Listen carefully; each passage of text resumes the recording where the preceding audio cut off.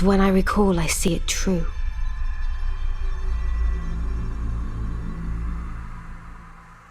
On a night of wintry fog,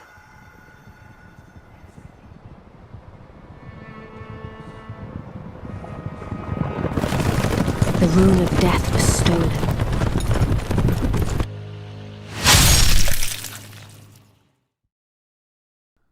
Hello guys, today we will talk about the life of Godwyn the Golden, first of the Golden lineage, protector of Leyndell and the Friends of Dragons.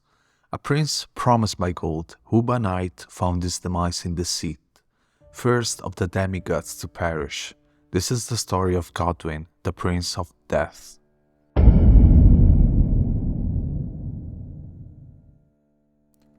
Godwyn is the first child of Queen Malenia and Godfrey, first Elden Lord. He is the first of the Golden lineage, along with his brothers Morgott and Morgott.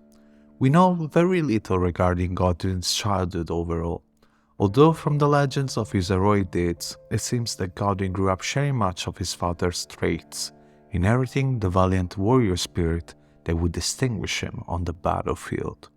Yet, in his game design, we can also see a lot of Malenia, unbound golden locks, falling on his back, a perfect image of grace and strength, a symbol of pride, for he was the first of the Golden lineage.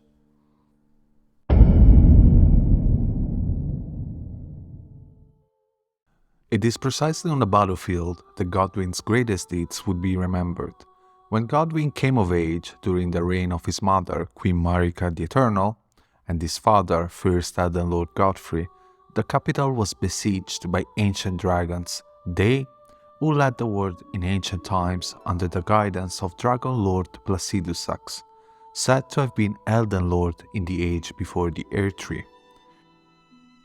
The ancient dragons befell on the capital like an avalanche of thunder and boulder stones, and for the first time in recorded history, the walls of Leyndell crumbled. With the art of the Order exposed, Godwyn rallied the army under his banner, meeting the dragons head-on. As stated in SmoughTown's video regarding Godwyn, which I consider a must-watch for anyone interested in the character of the Prince of Death, link in the description below, I would like to highlight the gravity of this battle. Not only the dragons were terrible enemies, but we know from the stories that not even the Shattering fought amongst the various demigods was able to scale the wall of the capital, which at the time of the events we know were defended by the last monarch of Leyndell, Godwyn's brother Morgott the Grace-Given. Returning to the war with the ancient dragons, we know that it all started with the sudden attack of Grandsax on the capital, as we can read from his weapon, Bolt of Grandsax, sphere whittled from the weapon wielded by Grandsax, a great ancient dragon. Grandsax once rained calamity upon the royal capital, the only time in historical record that Leyndell's walls have fallen. This marked the dawn of the war against the dragons. Godwyn was able to fell the beast, and it was not an easy task, I like to assure you all. The dragons were fierce enemies, and they were able to break through the defenses of the capital during the peak of the Golden Order, when the Order's might was undisputed around the realm. And if we take into consideration that Grandsax was the largest of the dragons, it must have been an arduous task even for Godwyn, although the defeat of the dragon wouldn't bring an end to the war, for another one would enter the fray. His name was Fortisax, the ancient dragon who was called the mightiest boulder stone. Eventually Godwyn would bash Fortisax as well, however he would not deliver the final blow, instead sparing his adversary and earning his friendship. This deed is commemorated via the inscription carved on the Greatsword Memorial. The routing of ancient dragons, Godwyn the Golden fought to the last, earning the friendship of Dread Fortisax.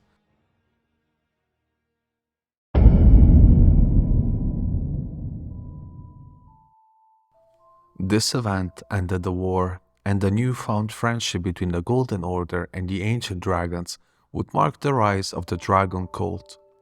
But we can strangely note that there does not seem to be any historical account of Godfrey's intervention in in-game description and at the sword monument erected in honor of the event.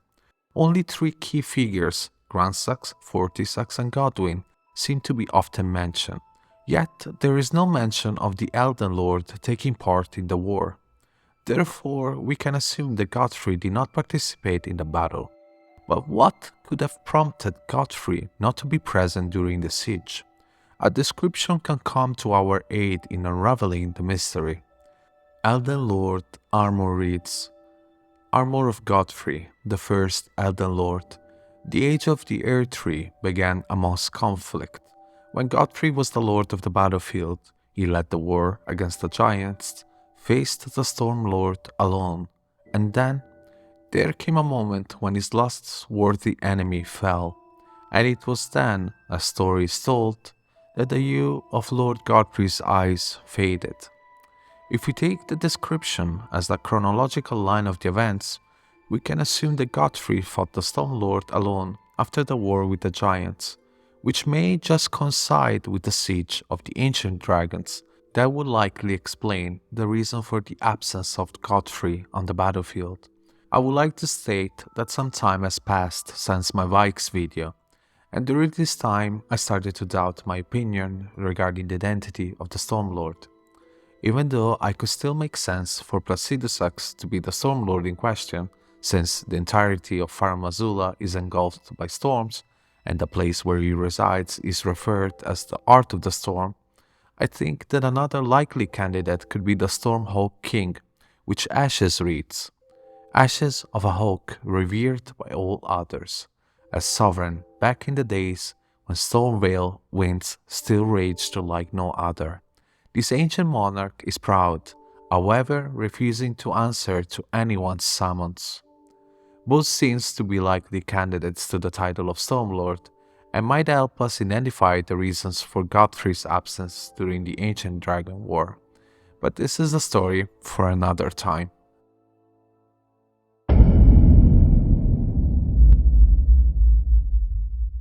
As stated before, the war ended with an unlikely friendship and the establishment of a new draconic religion. This period of peace and stability would have brought many changes within the capital. First of all, Godwyn would become the figurehead of the dragon cult, convincing even the most skeptical. As we can learn from the gravel of Stone Seal, which reads, the worship of ancient dragons does not conflict with the belief in the Earth Tree. After all, this seal and lightning itself are both imbued with gold, which proves that Godwyn was not only a powerful demigod, but a cultured figure as well, for he was also aware of the truths regarding the ancient dragons. The thunder of dragons is red due to their power deriving from the crucible, which is simply the primordial form of the Earth Tree. During the ancient dragons era, the primordial gold, which stemmed from the crucible, had more of a red tint to it, as stated in many items in games such as Ordovis' Greatsword, which reads, Greatsword of Ordovis, one of the two honored and foremost among the Crucible Knights. This sword is imbued with the ancient holy essence. Its red tint exemplifies the nature of primordial gold, said to be close in nature to life itself. By making this consideration, we can safely say that both the ancient dragon civilization and the Golden Order were founded thanks to the grace of the Earth Tree. The difference in ideology simply stems from the fact that the dragons held the primordial form of the Earth Tree as the core pillar of their society, as shown by the red thunder, which shared the crimson hue of the primordial gold. The ancient dragon civilization was followed by the rise of the Golden Order. Their society and faith was born from the evolution of the Crucible into the Earth Tree we can observe today. And as the Crucible morphed into the Earth Tree, so did gold's hue change from red to yellow, as shown by Godwyn's thunder being yellow. But how did the primordial gold change color and why? When Queen Marika the Eternal came to power, the Great Rune of Death was removed from the Elden Ring, as stated by finger reader Anya. The Rune of Death goes by two names. The other is Destined Death. The forbidden shadow plucked from the Golden Order upon its creation. The removal of the rune from the Elden Ring signified the birth of the Golden Order and the ascent of Queen Marika the Eternal. And it is my belief that the removal of the Rune of Death, which was shown in-game having a dark red hue, altered the color of the Elden Ring itself, from the golden red of yore to the resplendent golden yellow we are all familiar with. This also perfectly explains why the Elden Ring in Malika's Both Arena is depicted in a different shape from the one we know today, being drawn when it still had the Rune of Death within it.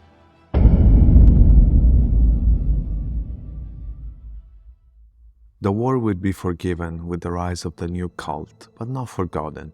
The integration of draconic powers, which were acquired and developed by the Order during the war, will still be employed in times of peace, like the malformed dragon armor worn by the draconic sentinels, which reads, "Malformed golden armor adorned with various dragon imagery and worn by the misshapen three sentinels. After the great ancient dragon Grandsax attacked, the sentinels had an epiphany. The only way to truly protect the Earth Tree was to become dragons themselves. While other gifts would be developed and taught to the Leyndell Knights, who in time started to incorporate the usage of new incantations of the dragon cult, such as the Dragon Bolt Blessing, which reads, "Superior incantation of the capital's ancient dragon cult. Only those loved by the dragons can survive the ordeal of cladding their bodies in lightning," informing us that with time, the dragons, by living together with the humans, began to develop feelings of love and compassion for the knights of the capital. First of them was Lansax, the sister of Fortisax.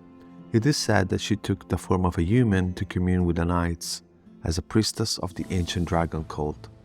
Many respected knights joined the dragon cult, some worthy of mention being Vyke and Kristoff, both highly respected knights who performed great deeds in the past. Of all knights, Vyke the Dragonspear was the one Lansax loved the most. We also know that Vyke himself was the tarnished to come closest to the throne of the Elden Lord after the Shattering. The other knight mentioned is Kristoff. We discover his deed through the ancient dragon knight Kristoff Ashes, which reads, "An honorable knight of Leyndell, who was also a devout worshipper of the ancient dragons. His skills strike down foes with thunderbolts, the dragon's weapon of choice. After the first defense of Leyndell, Kristoff earned the hero's honor of the Earth Tree burial for the feat of capturing Godfrey the Grafted. These ashes are interesting for two key reasons. Not only does it make us comprehend the strength of the dragon cultist, capable of fighting a demigod of the golden lineage such as Godfrey, but it teaches us that during this period of apparent peace, Godwyn would take wife and produce heirs, propagating the golden lineage. Unfortunately, there is no information about his wife, but we were able to meet two of his descendants, Godfrey and Godric, during our journey as a Tarnished. Although there is no information about his wife, a wild theory based on Martin's previous novels is that some children may be the fruit of the union between Godwyn and Marika. As in-game, quite a few times we come across the term unwanted son or bastard son. Incest could be likely an explanation for the degradation of the golden lineage down the line, but most likely the theory is that Godwyn actually had children with Lansax or another unknown dragon. After all, the progeny of Godwyn we meet in-game is obsessed with the process of grafting, which consists in affixing body parts of other individuals onto oneself. This gruesome process generates twisted beings that share some similarities with the humans who lived during the ancient dragon era. As stated in the Crucible talismans, knot, wings, and scales, which embody the aspects of various creatures, were said to have grown on the human body long ago. Such modifications, which were once considered a signifier of the divine, are now increasingly disdained as an impurity. As civilization has advanced, Godwyn's sons being heirs of the very dragons who led the war during the Crucible era. It would explain the desire behind the process of grafting, as they would yearn to return to a state where all life was blended together. This fondness for the ancient ways can also be observed in the knights who served Godric, many of whom carry the gilded great shield which reads, "The red tinge in the gold coat mirrors the primordial matter that became the earth tree, the color of onward yearning." The primordial matter being actually the crucible. This theory in itself could also give a new haunting meaning to Godric's dialogue when we hear him calling the dead dragon beside him, "O kindred."